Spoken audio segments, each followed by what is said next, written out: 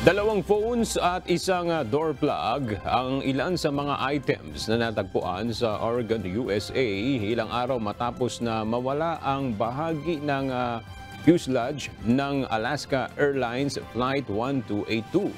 Nagsagawa ng safe emergency landing ang Boeing 737 MAX 9 araw ng Biyernes, January 5, matapos na matanggal ang bahagi ng outer section ng eroplano ilang minuto pagkatapos mag-take off sa Portland. Wala naman sa mahigit 170 taong sakay ng eroplano ang seryosong nagtamo ng injury dahil sa insidente.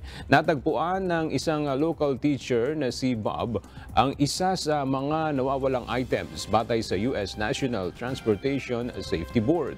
Hindi pa rin maaaring makalipad ang nasa 171 Boeing 737 MAX 8 aircraft hanggat hindi natatapos ang safety checks ayon sa Federal Aviation Administration.